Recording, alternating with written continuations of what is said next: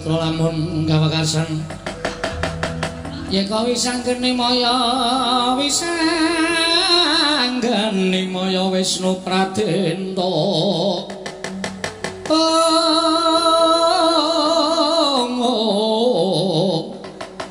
wisanggeni maya Wisnu Pradenta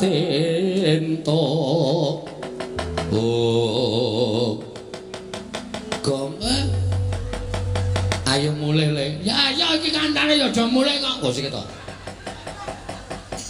ayo bali nang Karang Kadempel maksudnya aku mau ngetutke Ndara Bayadewa tantangan wah ning dalan padu lho jejer iki padu mlaku jejer iki padu rame banget sampean ora gelem bali kula ora bakal bali lho Petro nek kowe kula wani karo Baladewa sing kula wedeni apa sampean temu iki papane moneter kateten ayo kowe apa aku sing tekaning pati bladak aku mlaku ngulon dhewe mlaku ngetan terus tak tonton saka kadohan iki Ndara Baladewa ngawe anak-anak Pandhawa.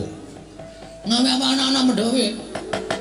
Anak-anak Pandhawa do diawe Ndara Antarja, Ndara Gatotkaca, Ndara Antasena.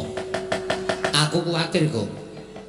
Ndara Baladewa mengko mbok menawa ngendikake dandang dikandhake kuntul, kuntul dikandhake dandang. Tegese piye? Tegese lelakon sing saknyatane digawe karo Ndara Baladewa men Petruk ketok salah. Oh no. Nah terus nek Petruk salah, Petruk mesti bakal dirangket karo putra-putra Pandhawa. Mula api ayo bali. Lapor karo bapak, wadul karo bapak nek awak dhewe ra entuk gawe. Sik, Truk. Nek kowe bali, terus kowe matur karo bapak apa perkara iki rampung? Aku tak takon karo kowe. Hah? Perkara iki selesai, rampung. Mestine rampung wong aku matur bapak nek ora iso mboyong para Pandhawa. Tumrap kowe rampung, ning tumrap bapak ora rampung. Mergo bapak atine gelo, bapak atine lara. Kongkonan anak sing ditresnani, kongkonan anak sing dipercaya ora iso ngrampungi gawe. Mongko wong gawe gelo ati ning bapak iki sok nek mati ning neraka diloloi mesti panas cangkeme.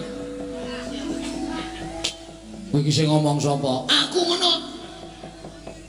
Oh, kowe gelem apa piye? Wong sing gelem gawe gelaning wong tuwa kuwi lawange kanugrahan ditutup. Kowe dosa ora entuk pangapura.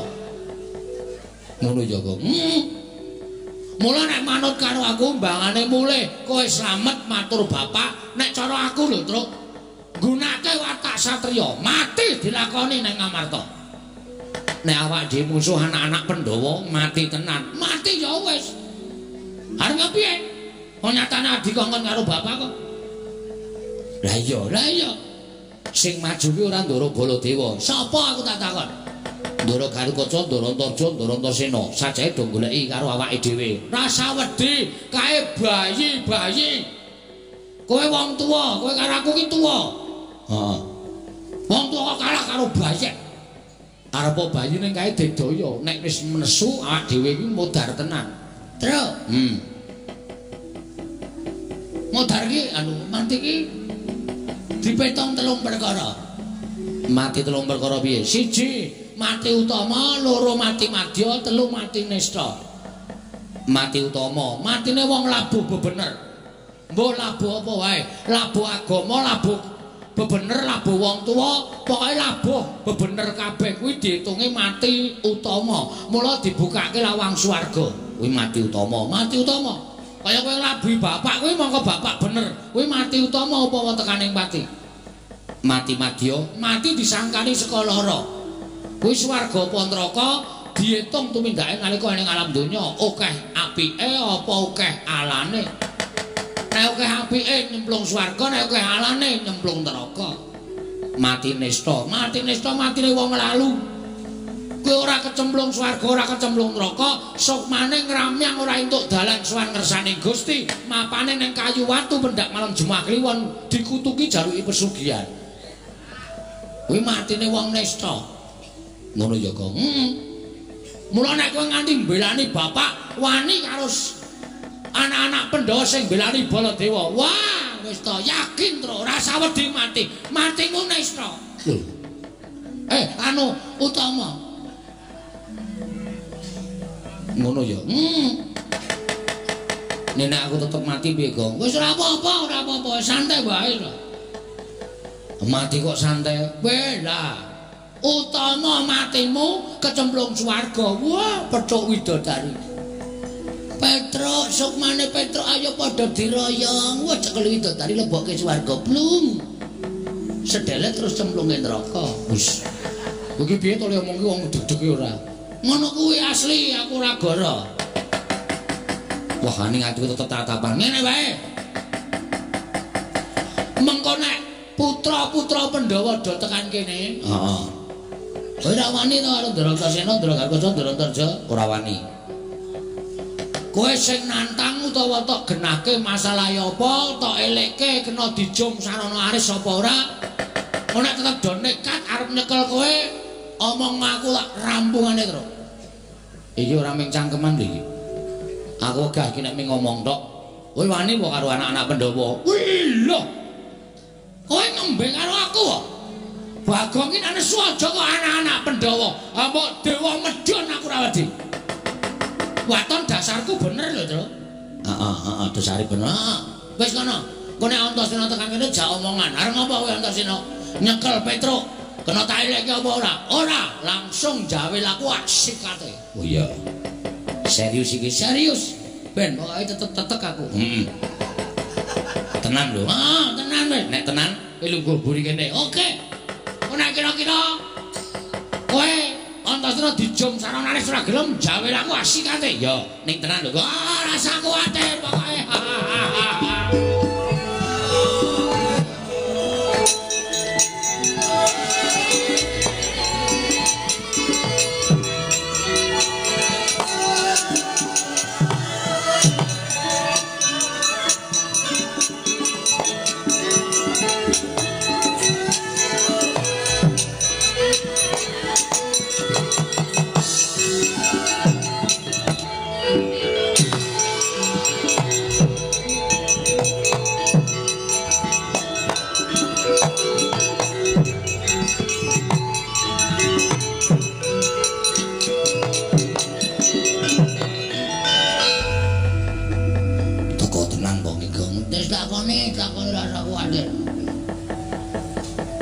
Kula nggih Den, ya tak tampa to. Pangestuku taman ngono, nggih. Pun sewu kok pasuryane ketoke kok abrit. Sajake kaya nesu kali Petruk. Terus aku tak takon karo kowe, nggih. Apa kowe wani karo Mandura ya? Sing ngendika sinten? Sing ngomong si wong Mandura. Kowe wani karo wong Mandura. Ya ngono apa piye? Nek upama kula wantun saestu pripun? Mapano, lak bondo tanganmu tak krincung sikilmu. Nek kula mboten wantun niku mung gawe-gawean Sina Mandura. Kowe kudu iso ngaturake. Sebabe apa? Kudu iso kandha karo aku. Kowe wani karo Sina Mandura padha karo kowe wani karo wong Pandhawa. Kowe ngorek-orek marang raine anak-anak Pandhawa ora bakal ilang selawase urip. Kok? Ayo le. Ayo wis tak jawe. Sik truk wetengku lara ae. Lara piye? Mbah iki mangan apa kok penjelut ngono. Waduh, sik truk. Wah, iki nek arep perang ra iso iki wetenge lara ae. Waduh. Lah terus piye iki? Jam omongan sik.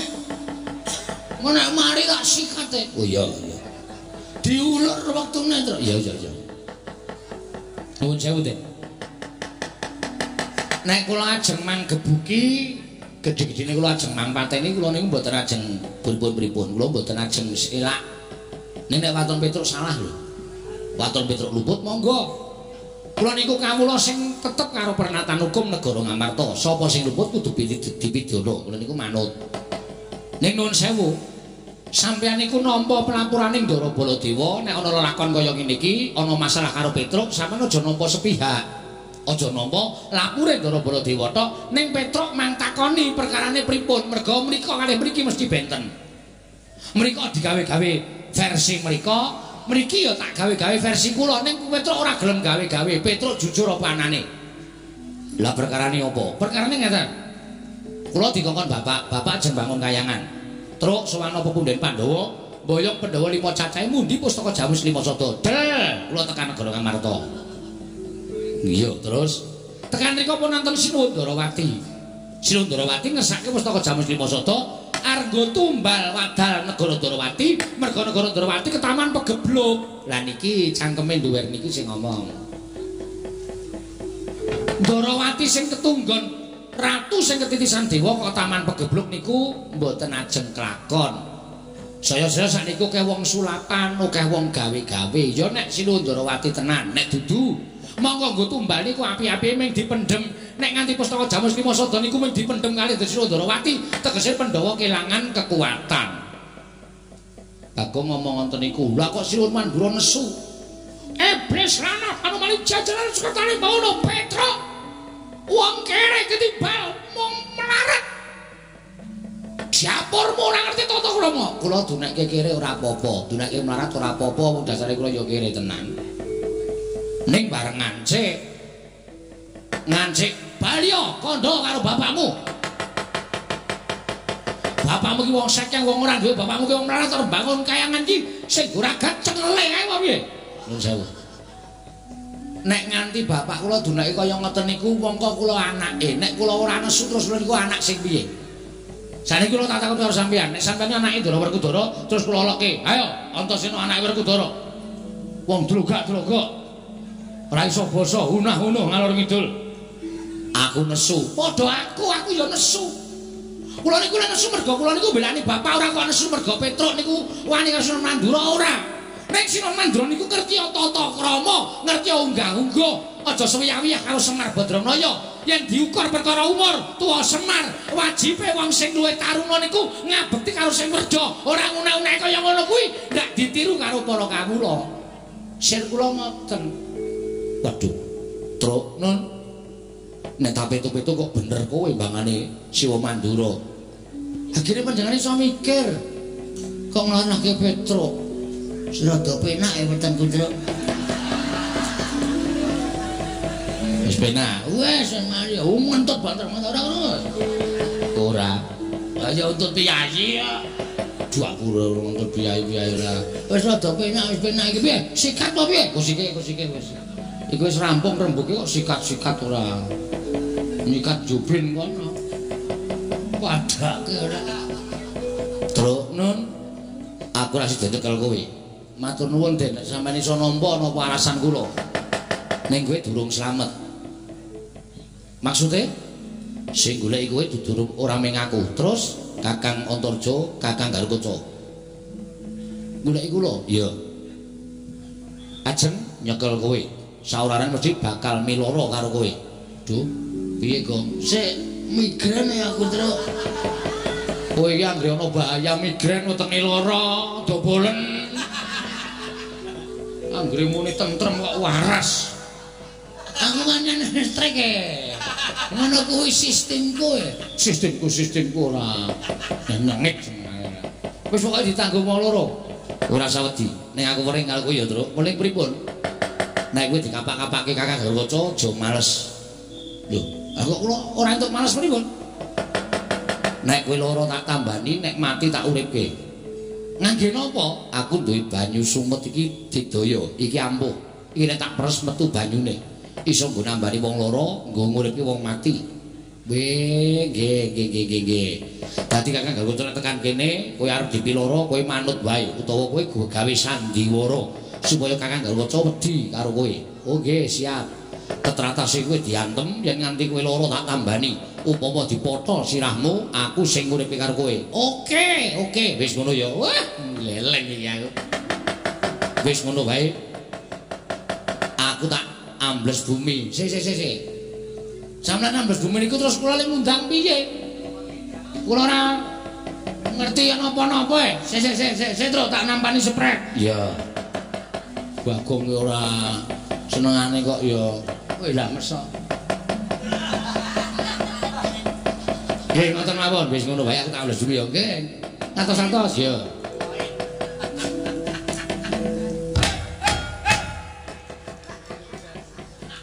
Ngopo, Gong? Anu men jajal kok. Engko nek ora tak undang ora mara wong edan pokok dijajal. Dijajal nek lobo barang. Lambene lah. Ayo terus semangat 45. Galo kae gendetane.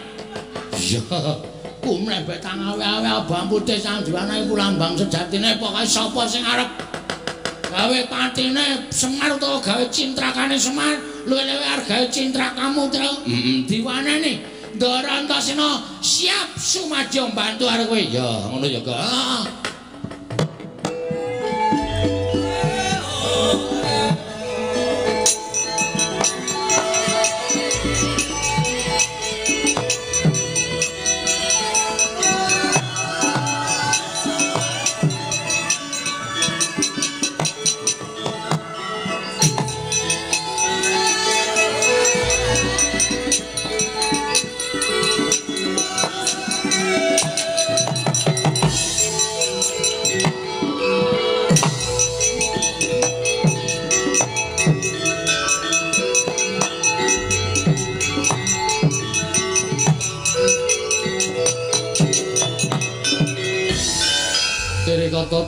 Gatotkaca tinon mapak Karkasuta tekapira Kresna Parto maneher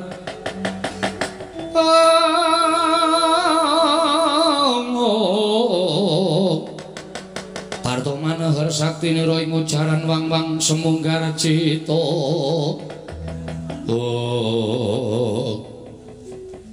Ndara Gatotkaca, iya Petruk. Mandhap saking Dirgantara kok sajahe kesesa. Danjen aku goleki karo kowe. Nek pun ketemu, aku tak takon Wangsulana, nggih. Kowe wani karo Siwa Mandura, ya Petruk. Oh nggih, ning wonten sebabe rasa kowean gunung tanpa guna. Yen kowe wani karo Siwa Mandura padha karo kowe ngorek-orek pasuryaning kepundhen Pandhawa. Kowe mirang-mirangke Gatotkaca, Petruk. Aku isin duwe abdi kaya kowe. Yen kowe wani karo Siwa Mandura, mula wektu dina iki gelem ora gelem ulungna tanganmu tak bondo, tanganmu tak krincung sikilmu. Tak adepake ning Pradata Adil. Yen kowe bangga aja takut dosa kecandhak Gatotkaca tak potol ndasmu mati dina iki Petruk.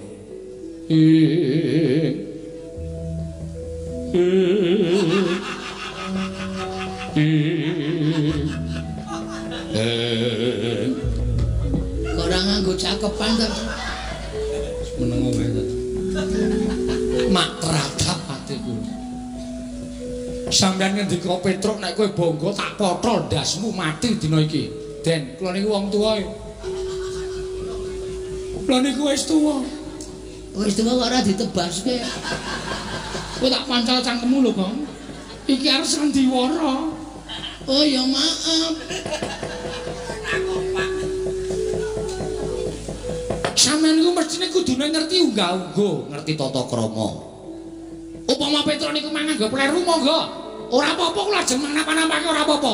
Aja kok dibondo. Manfaatane teng mriki ora apa-apa, ning tata basane sing apik. Tata basane sing apik. Niku wong tuwa aja. Atiku ora kelara-lara. Sampeyan muni Petruk tak potol ndasmu. Sampeyan biyen ora kelingan dek cilik niku sing ngomong sapa?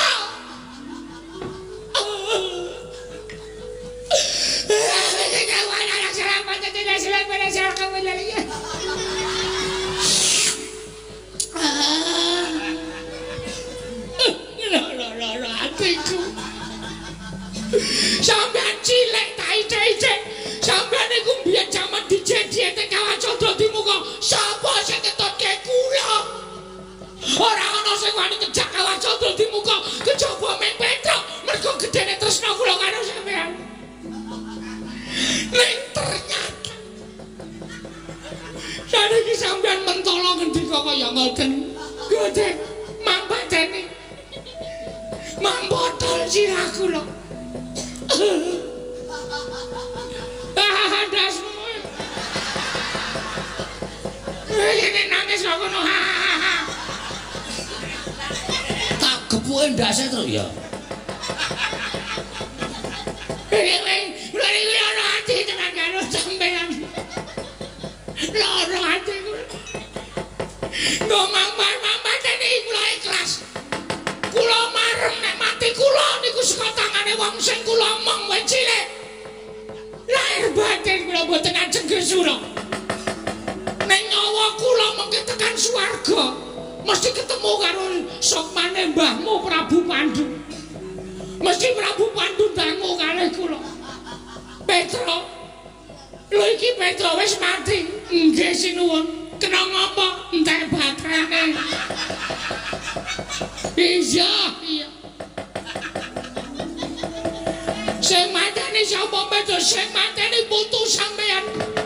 Putuku sapa? Putrane Ndara Werkudara. Namine Ndara Gatotkaca. Kaya ngapa? Menungsane tak pethoke. Yakin ngoten niku kahanane.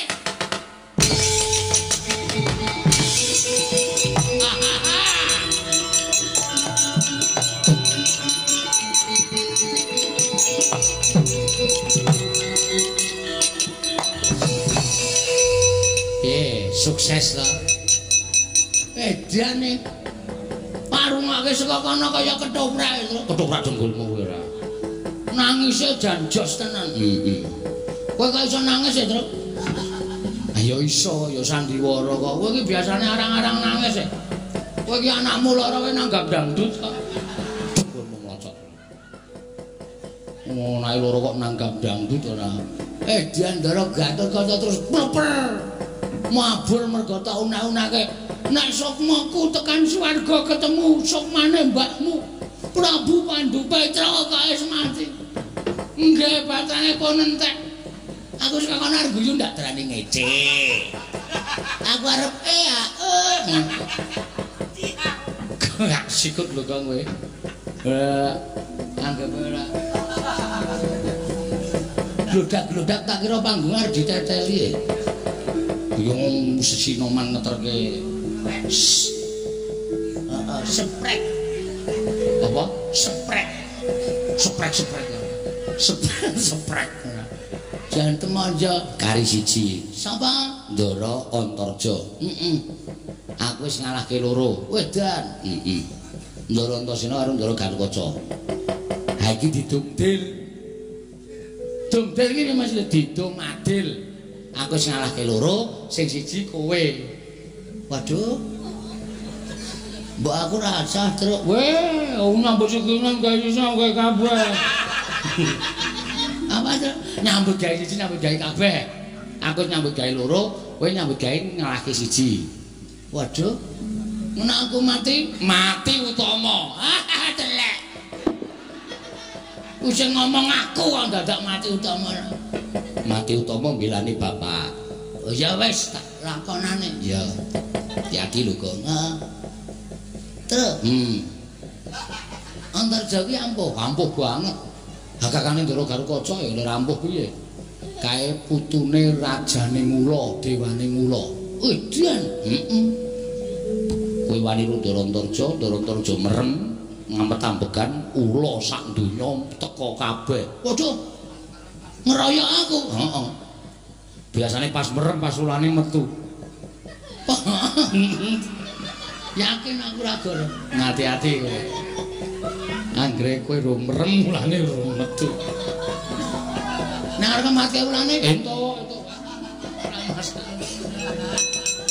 Wah, cilaka iki, Tru. Ha wis pokoke ditandangi rasa wedi. Ulane werna-werna ana ula bandotan, ana ula dembung macan, ana ula kobra. Asing melangi iki ula sendok. Kok iso? Wo ula sendok iki gak go goreng ya entek. Bakmi ya entek. Heeh monggo karo jodone ya. Ula apa? Ula porok.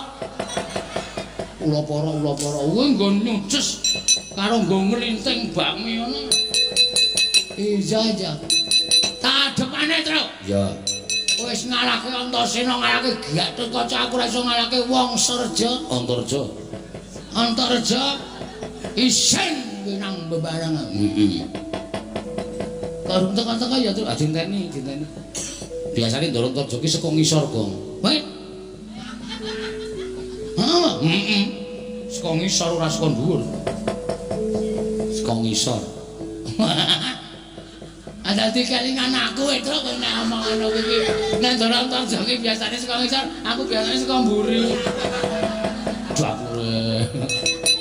Engko nak teko tak ademane ya terus ya hati-hati kok.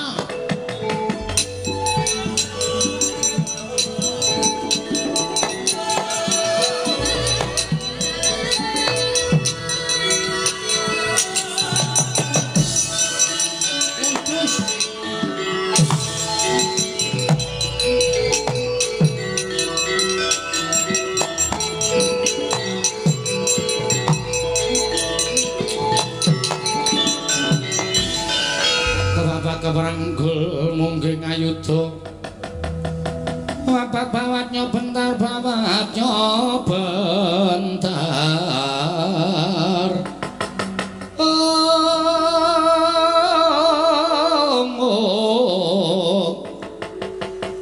iro wang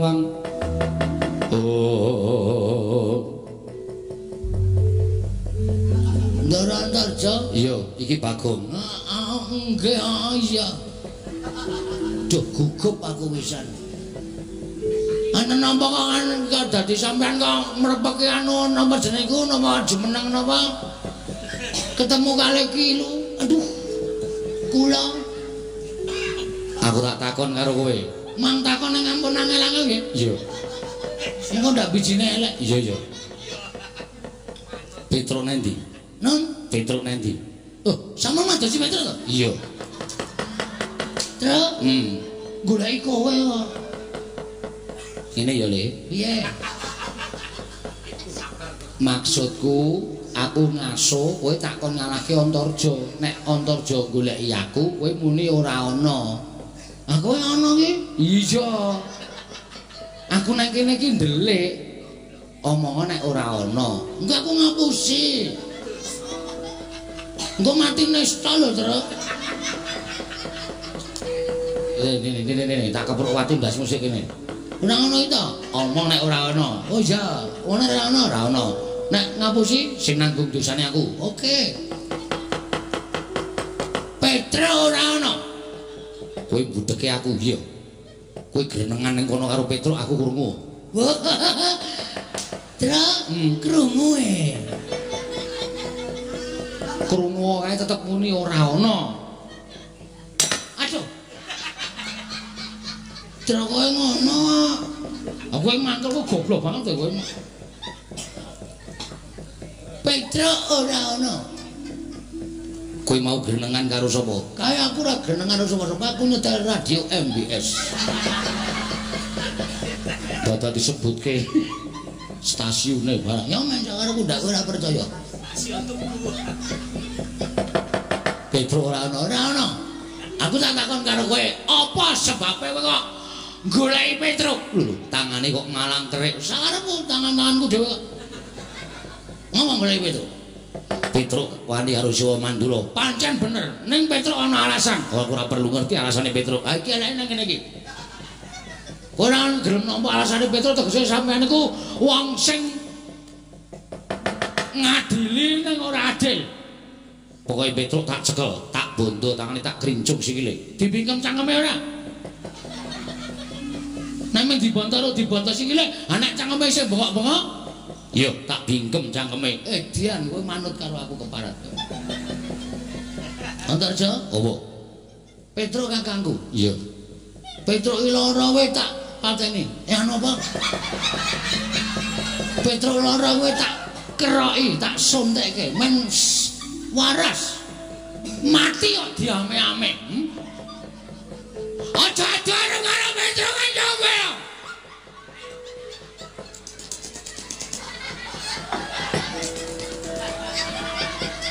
kilurah bagus sing arep ngadepi karo kowe lho kowe nantang karo aku wani ye lho wani tenan karo bagus kowe ora minggat sembur melosok awakmu kepiye udan cangkeme ambane ra jamak-jamak iki urung iki ra gelem tak ambake meneh gedhe mboten ana. Anggo ngomong dasme cukup aja.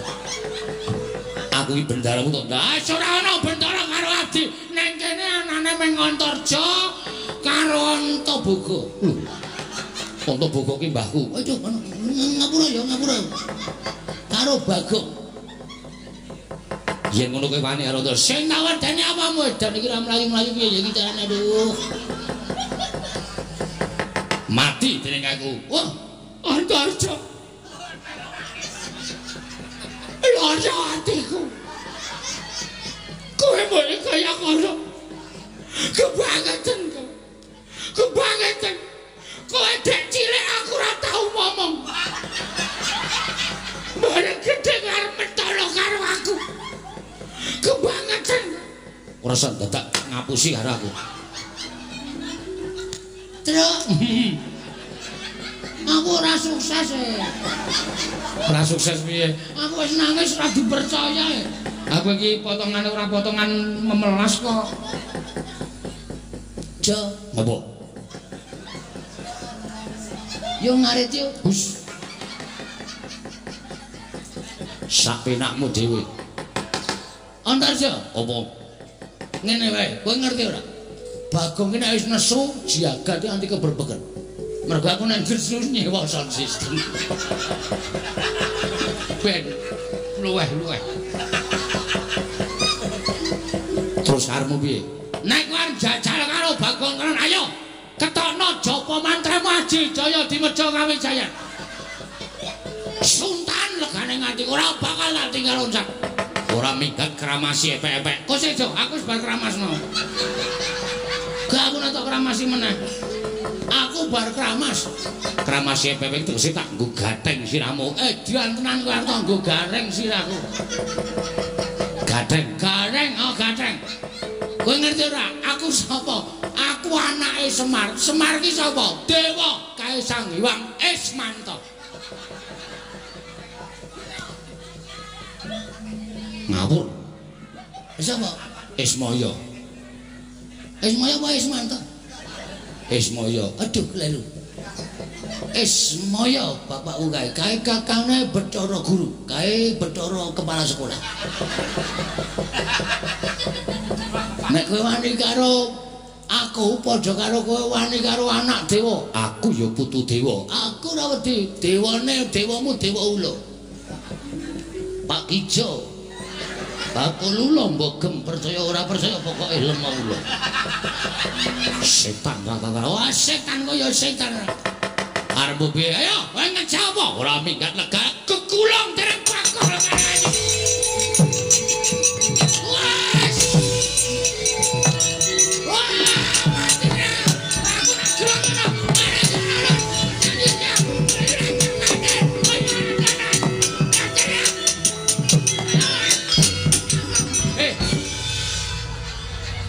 Bagi ngopo? Ilang e, Tro. Ha ilang iki goblok kaya. Tak ulang-ulang nang lemah ki ilang dhewe. Geton aku. Tiwas mempeng ngono-ngono ke ilang. Ndara Antarja ki sambles bumi. Dadi tok gulung ning isor ki mbleset ning jero bumi. Ayo ora krungu kok ya. Wis bablas adoh ora. Nano pujak-pujakke entuk sapiteng kowe. Wong ambles bro dipujak-pujakke entuk sapiteng kesasar ning sarean men gaduki mayit-mayit. Nesu tenan Bagong. Mangkel aku. Tak kapak-kapake ra wedi gregeten tak gulung. Wah sikep tak usak-usake. Untung dheweke ora nyembur. Tak bingkem cangkeme. Aku nek arep nyembur tak bingkem ora metu tak bingkem kok. Tak plenek. Ha iya. Aku nama ruwe jane males lho kok. Ayo ora ngono, Tru. Kancane meng kowe. Gak iki berat. Iya,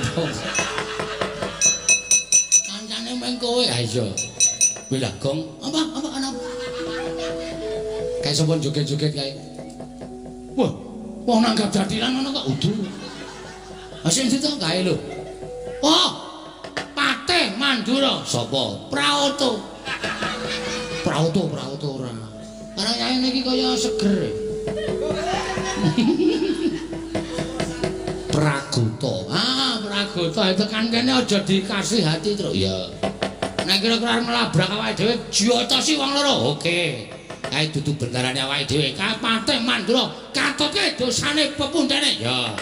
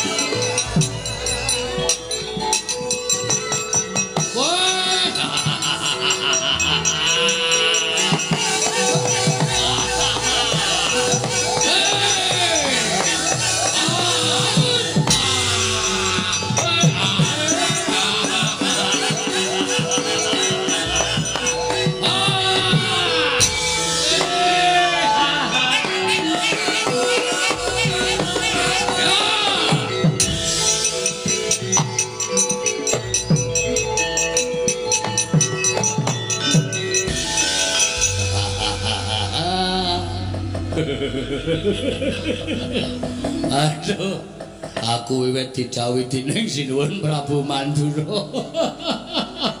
Ora iso mbayangke.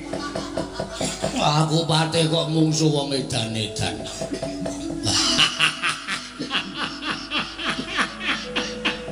Oh, Petro, aku lek arep gelut karo kowe piye nek ora rupamu aku guyu terus. Irung kok kaya sosis.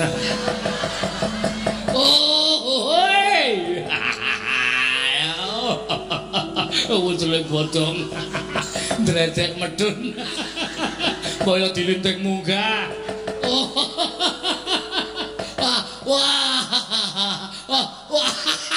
Wah sing mburi kae malah-malahi lara tekak aku. Cangkem kok kaya jogangan.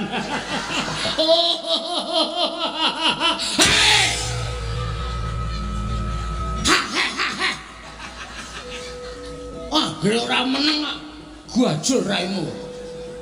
Iki ki menungsa digeguyu.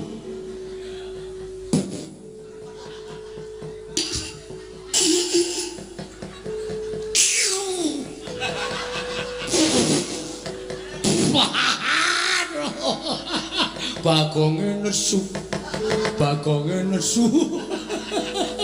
Aku digetak. Apa-apa kaya batang.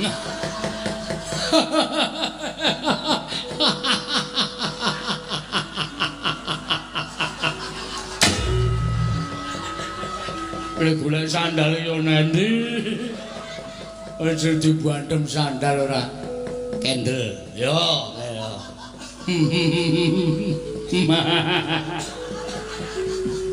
Sampeyan mriki ajeng napa?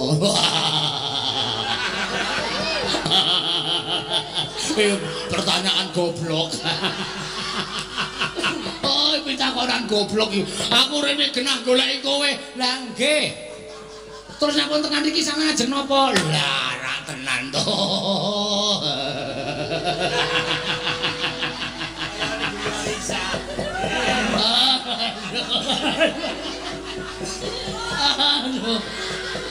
Nyekel kowe. Weh. Nyekel kula? Iya. Kula melumpat. Telek kowe. Truk kowe ki ora rampung-rampung le omong ki nang tak tanangane. Kowe rene arep ngopo? Ayo omong sing serius.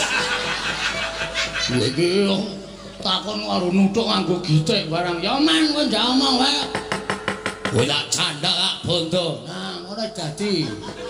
Ayo guys, terus Bang Suli. Lho, sampean ajeng nyekel kula. Ah mesine ngono. Aku ora gelem tok cekel. Kowe bonggo bondo tak lu kerincung sikilmu ya. Mang maju. Sampeyan kewirangan mung sewul. Pangga kayon. Wah, iki mekaning panjenengan. Yo, ayo mati. Yo, ayo. Ayo gamelane gadunake. Gak perang yo.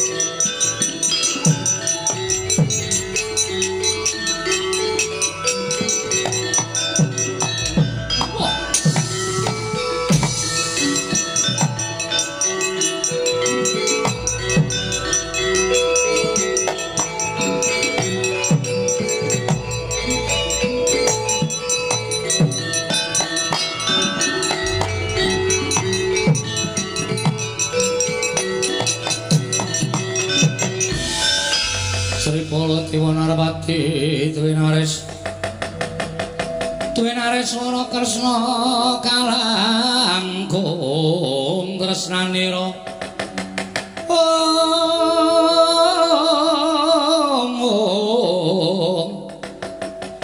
tresnanira marang Diabanon Jinawi. Wah, panesmaning jajaran surtani bauna iblis anak.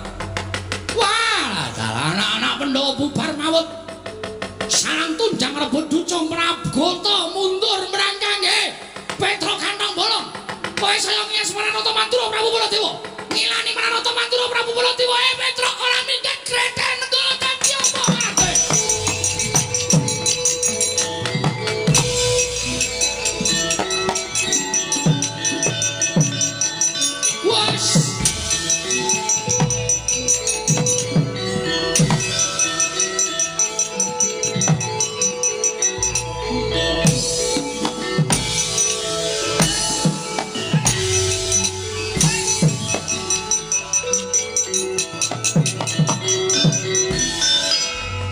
Mate nek ora mlayu modar tenan. Sinun Mandura sajake duka tenan karo aku. Weh, besok anong bolong. Ora minggat sukarepe nata Mandura Prabu Baladewa gretel nenggala jeblok ketemu. Waduh. Mau nek muni nesune muni ngasta nenggala jan. Iki apa iki? Wah, nyemelangi. Waduh. Waduh, Bagong. Wah, aku kok yo ora kelingan nek kejak adikku to ya. Monggo aku lek mlayu bantre ra jamak-jamak. Monggo Bagong ki nek mlaku adohe pupune mlicek. Nek arep mlayu piye? Le njaluk ngapura ya le nek kowe mati kena nenggala. Gong aku ora kelingan nek ngejak kowe. Aku njaluk ngapura ya, Gong.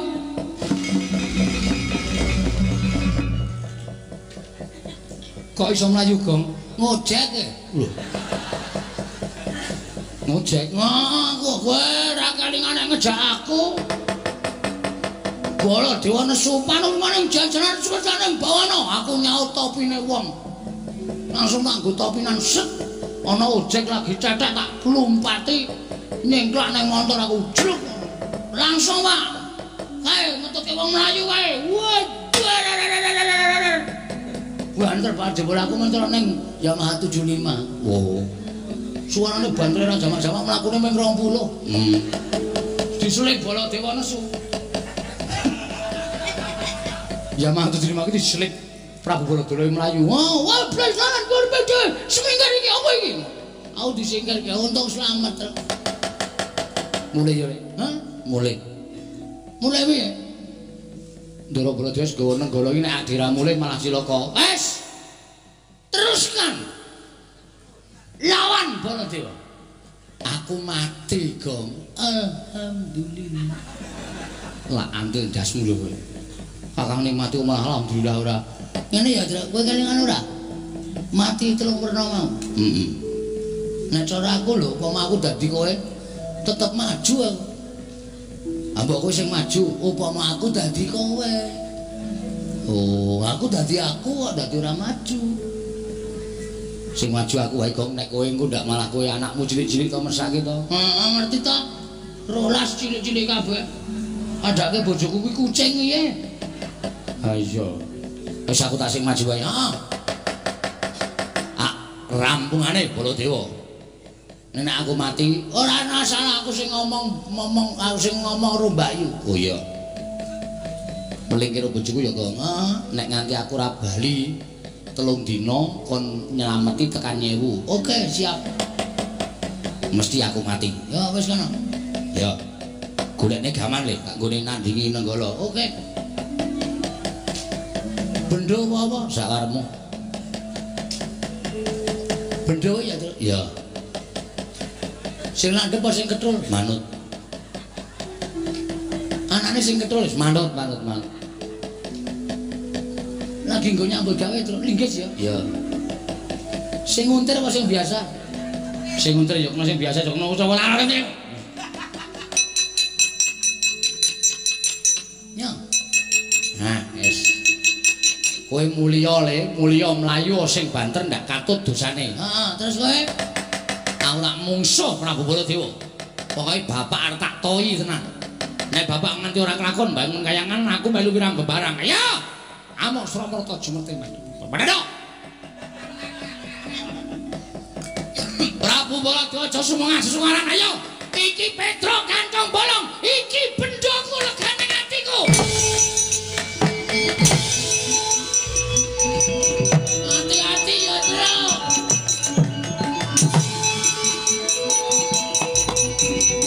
Wah! Ye!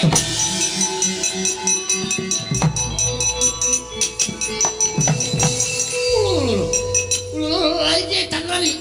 Wah, Petro wani karo Baladewa. Wis ket mau wani rasa dadak domongke. Wah, edan. Lho iki yo apa iki? Ayo, iki Kiai Bendro. Iki nenggala, wis ora urusan iki Bendro. Iki tamake Gunung Jugruk Sekorasat. Iki tau nggo nyolong gori ping 3 ra konangan. Wah, weh. Wah. Ngene jalan. Wah, ora Grendel Negara mangga mati dening aku. Ayo, ayo.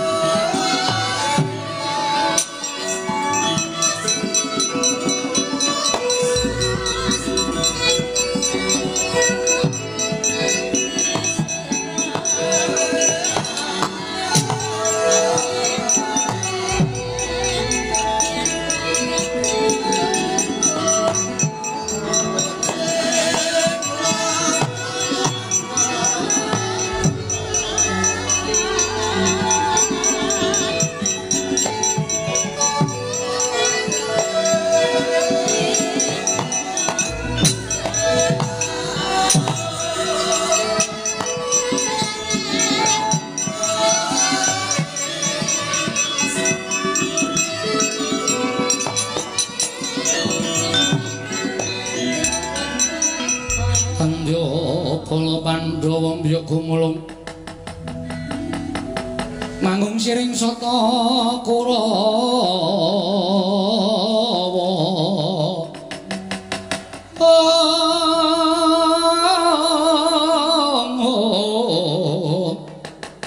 gambah ungke sura katite merut layut sagung praratu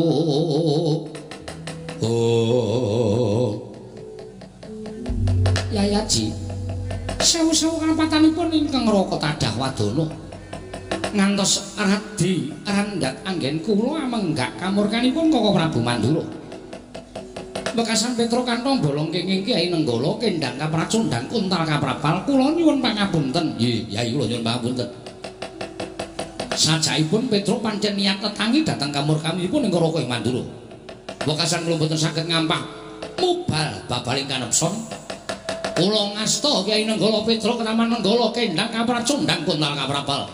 Sepinten kalepatanipun ing raka kula nyuwun Tadah Wadana Yai.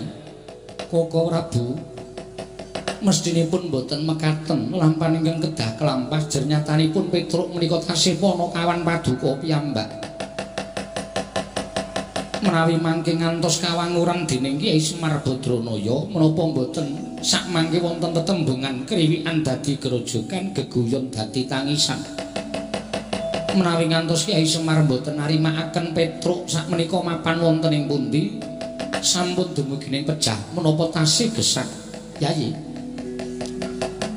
Samangke wonten margi badhe kula aturaken Koko Prabu badhe paring dawuh menapa krana Koko Prabu Mandura ingkang ngendhangaken lan Petruk Kantong Bolong mila dinten samangke kula ingkang sagah ngupadi wonten pundi jenengipun Petruk namung kemawon kula nyuwun sumados pustaka Jamus Lima Sada kaparingna dhateng kula mangke menawi negari Ndarawati sampun kelenggan pustaka Jamus Myang Jimat Lima Sada menawi pagebluk tumama wonten negari Ndarawati menika sampun padhang tumunten kula ngunduraken pusaka dhateng Paduka Yai Aji lan kula ingkang badhe ngupaya wonten pundi jenengipun Petruk Koko Prabu wonten dawuh menapa menika saestu lair trusing batin menawi ngantos Dara mugi tetela kanalindranipun ingkang ngrayi ing neraka Ndarawati menawi kula mekaten kula namung kantun nderek menawi sampun lair batos anggen paduka paring dawuh ingkang mekaten Koko Prabu kula mboten badhe awel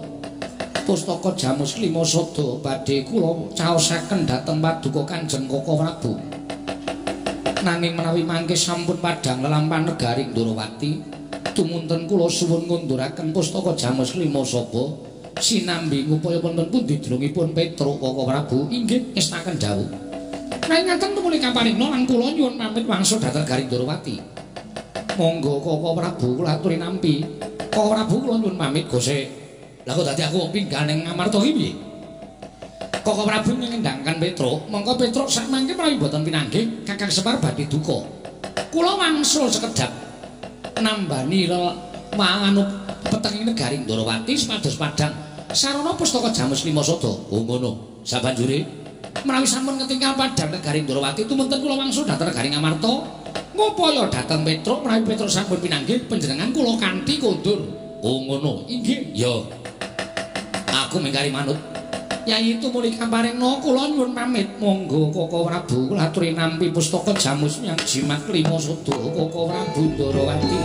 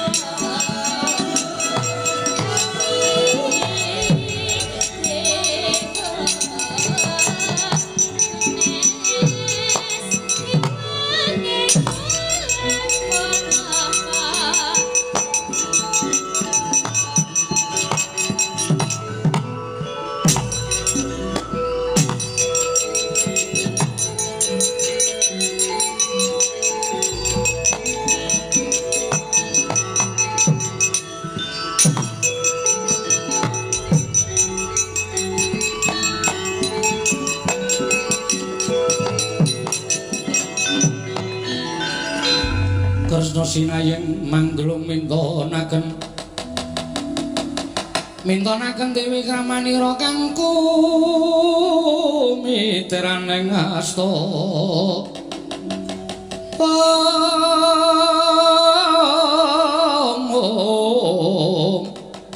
kang kumitiraning asta aneng asta Setyaki wonten timbalan. Iki kok ora kaya adat sabene. Bab ing pundi Koko Prabu?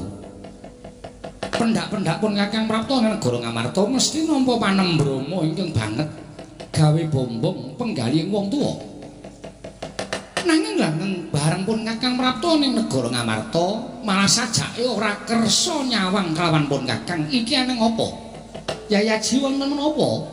Werkudara eneng apa Dimas kadangipun Kakang Arjuna eneng apa Maragagi Matura Koko Prabu Mandura wonten menapa Gusti to kowe aja gawe bingung lho gawe bingung dos pundi lho iki mau lagi wae sira Yayi mintar saka negara Ngamarta malah siadi nalika semana ngampiri kalawan pun Kakang Prapta negara Mandura pun Kakang minangka dadi saksi tama bakal atur ing siadi kene kunjung menawi Prabu Darmakusuma jare Ndorowati ketaman Pekbuluk bisane waluyane Remana Temajati jati Mampulya yen to negara Ndorowati tinumbaran pustaka Jamus Lima Sada nyarengi sowane Petruk dadi geger karo pun Kakang endhangake Petruk terus siadi mboyong pustaka Jamus Lima Sada diboyong nang negara Ndorowati jarene nek negara Ndorowati wis padhang siadi bakal goleki Petruk gareng karo pun Kakang lah kok malah iki tekone nang negara Ndorowati Ngamarta iki Setyaki wonten dawuh wis kecandhak lelakone nggih perkawis menapa iki eneng Surya kembar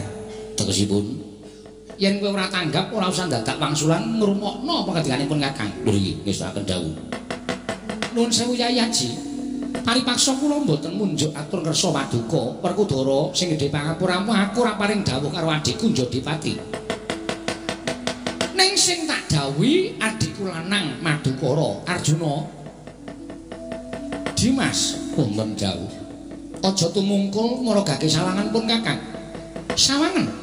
Nanging aja nggunakake netra lair, gunakno permana jati tegese netra batin. Apa to sababipun Kakang percaya kelawan Dimas Janaka merga siadilanipun Kakang kuwi raga loro nyawa siji.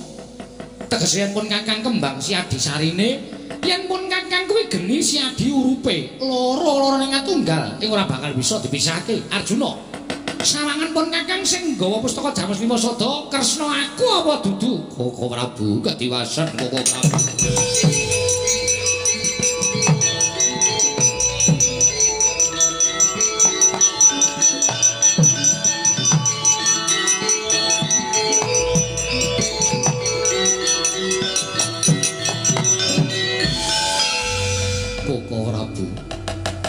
Mboten nginten babar pisan bilih negari Ngamarta kedatengan telik Mangindrajala. Ingkang wantun dusta pustaka Jamus Lima Sada ingkang madha rupa kaliyan Paduka Kanjeng Koko Prabu Indrawati. Werkudara krungu to dudu caping Kresna nanging ature adimu panengah. Koko Prabu mireng. Menika sanes aturipun ingkang rayi nanging menika aturipun ingkang rayi pun Janaka. Lho gose iki dirembuk iki. Lah kok dadi Janaka ngandhake ento ingkang nggawa pustaka Jamus Lima Sada kuwi dudu Kresna. Lah iki mau cetha banget sing nggawa kuwi wujude Kyai Prabu Kresna. Nanging sanes menika. Lho, udu iki piye? Lah yen ngono aku kapusan iki mau sing tak belani iki mau dudu Kresna sejati. Sanes kok Prabu. Kula semanggaken menika perkawis menika katingalipun enteng nanging sejatosipun awrat. Werkudara. Nggih. Dudu caping pun Kakang nang ngature adimu lanang. Pustaka Jamus Lima Sada diparingke dening wujuding Nata Ndrawati nanging dudu pun Kakang. Panjalmaning mungsuh ingkang bakal ngridu uriping para Pandhawa. Wah, edan.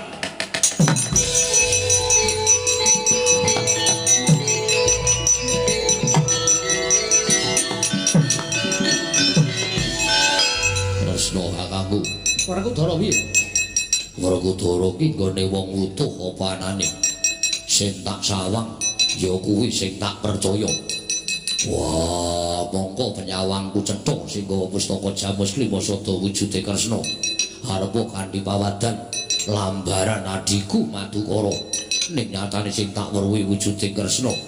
Mula ora usah dadakokan gunung sing tanpa guna. Baline pustaka Jamus Lima Sada kowe ora iso gawe baline pustaka Jamus Lima Sada. Aja ngaku kadang tuane Werkudara.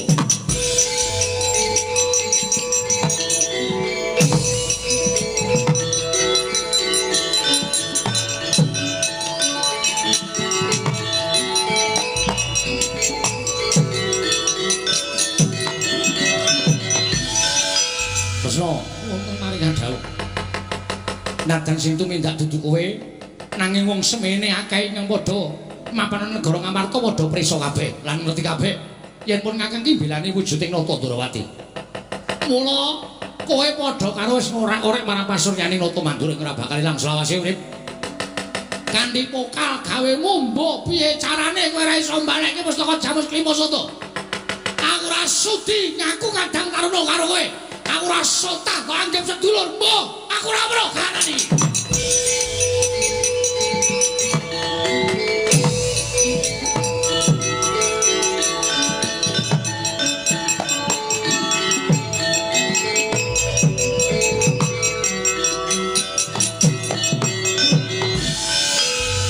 Wis.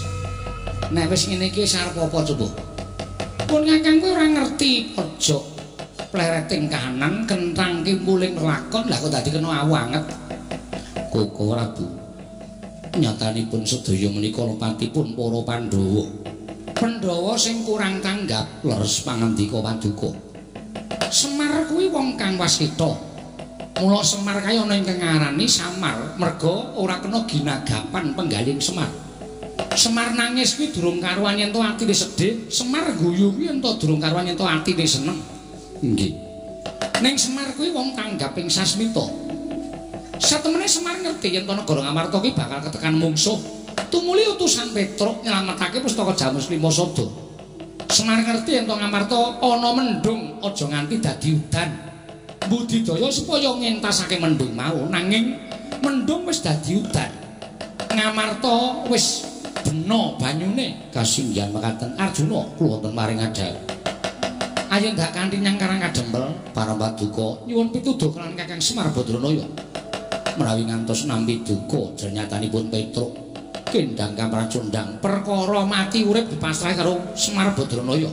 Semar ki wong wicaksana ora sawedi didukani. Ayo yen perlu kakaraku nyuwun pangapura dene awake dhewe kurang tanggap marang sasmitaning Kyai Semar. Menawi telu mekaten monggo Koko Prabu kula dherekaken Setyaki wonten dawuh. Ora samelu ya. Waduh. Lepat kula menapa Koko Prabu. Antos kula boten dipun paringaken nderek. Kowe nang omah dhisik dadi tanggungan ning Ngamarta. Oh iya, wis akan dawuh. Mengko yen wis rampung perkarane aku bakal kundur marang Praja Ngamarta Setyaki. Nggih, wis akan dawuh. Arjuna wonten dawuh. Ayo budhal ning Karang Kadempel. Suwawi Koko Prabu kula dherekaken.